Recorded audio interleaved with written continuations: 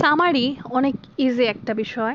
তোমাকে যদি কোশ্চেনে বলে সামারাইজ দ্য পোয়েম, তাহলে বুঝে নিও কবিতাটা পুরোটা পড়ে তুমি যেটা বুঝতে পারলে সেইটাকে নিজের ভাষায় লেখাটাই হচ্ছে সামারি।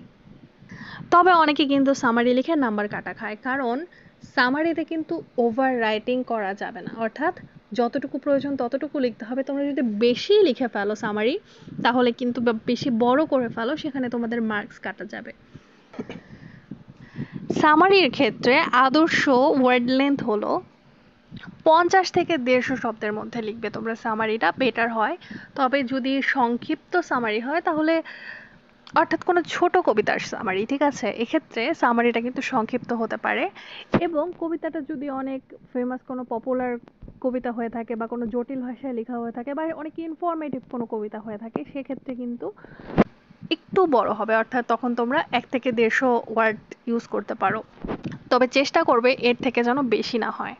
সামারাইজ করার সময় 50 থেকে 150 ওয়ার্ডের ভেতরে তোমাকে উল্লেখ করতে হবে কবিতার থিম কি, কবিতার টোন কি, কি কি ফিগার অফ স্পিচ ইউজ হয়েছে, এই টাইপের ইনফরমেটিভ ইনফরমেশন যদি তুমি দিতে পারো তোমার সামারিতে, এবং অবশ্যই নিজের ভাষায়, তাহলে তুমি আশা করা যায় একটা ফুল মার্কসের আশেপাশে পেতে পারো।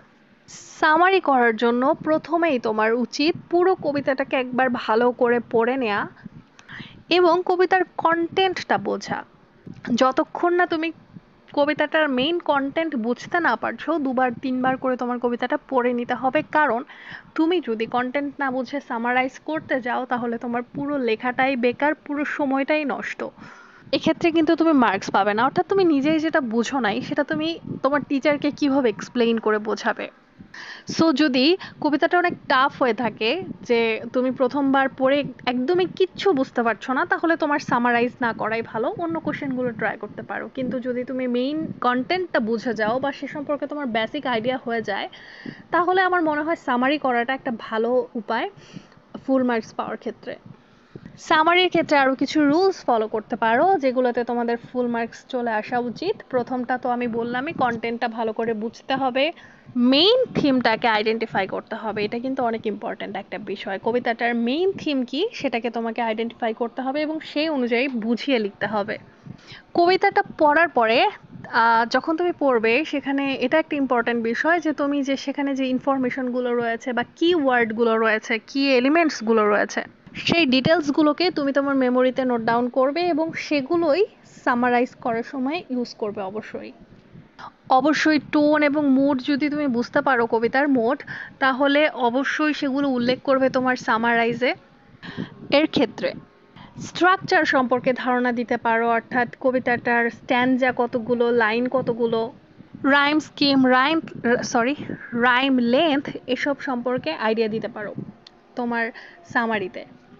6 নম্বরে যে ইম্পর্টেন্ট বিষয়টা রয়েছে সেটা হচ্ছে সামারাইজ ইওর ওন ওয়ার্ড। তুমি নিজস্ব শব্দ ইউজ করবে লিখতে গেলে, হুবহু যেটা কবি ইউজ করেছেন বা পোয়েমে আছে সেই কোশ্চেনটাকে ডিরেক্ট তুলে ধরবে না, ঠিক আছে, সেই ওয়ার্ডগুলোকে ইউজ করবে না, চেষ্টা করবে ওয়ার্ডগুলোকে নিজের মতো করে নিজের ভাষায় বুঝিয়ে লেখার জন্য। কারণ যদি তুমি সেম ওয়ার্ডগুলো ইউজ করে সেম লাইনটাই বারবার লিখতে থাকো, তাহলে অবশ্যই তুমি এখানে মার্কস পাবে না। 7 নম্বরের পয়েন্টটা খুবই ইম্পর্টেন্ট, এটা হচ্ছে চেক ফর আন্ডারস্ট্যান্ডিং, অর্থাৎ তুমি যে সামারিটা লিখেছো সেটাকে তুমি চেক করবে যে তুমি নিজে বুঝতে পারছো কিনা, সেখানে মেইন কন্টেন্টটা আছে কিনা, কবিতাটার যে কোর আইডিয়া আছে সেটা রিফ্লেক্ট করে কিনা তোমার সামারি, বা কোনো এলিমেন্টস তুমি মিস করে ফেলেছো কিনা, কোনো স্পেলিং মিস্টেক বা গ্রামাটিক্যাল মিস্টেক করেছো কিনা, এই জন্য তোমাকে অবশ্যই সামারিটা চেক করা উচিত। সামারির মধ্যে পার্সোনাল ভাবে ব্যক্তিগত কোনো মতামত দিবে না তুমি, হচ্ছে সেই পোয়েমটার যখন সামারি করবে তখন তোমার লেখার মধ্যে কোনো ব্যক্তিগত মতামত দেওয়া থেকে বিরত থাকবে। এটার কারণে তোমার নাম্বার কাটা যেতে পারে। ওখানে কবি যেটা কন্টেন্টটা বুঝিয়েছেন সেটাকেই তোমাদেরকে বুঝিয়ে লিখতে হবে, কিন্তু নিজের মতো করে কোনো কিছু বলা যাবে না, নিজের ভাষায় লিখবে, কিন্তু পার্সোনালি তুমি নিজে কোনো মতামত দিবে না সেই কবিতাটা সম্পর্কে।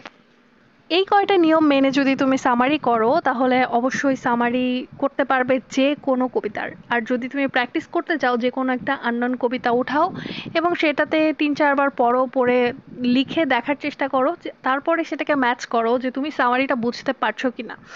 যদি তুমি মোটামুটি ইংরেজির হালকা পাতলা বোঝো তাহলে কোনো আননোন কবিতারও অনেকটা বুঝতে পারবে, যদিও পোয়েম কোনো সহজ জিনিস নয়।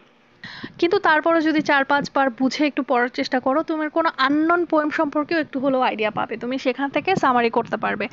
আশা করছি সামারি যদি কমন পাও তাহলে তো খুব ভালো হবে, বাট যদি কোনো আনসিন কোশ্চেনেরও হয়ে থাকে সামারি অ্যান্সারটা তোমরা করতে পারবে।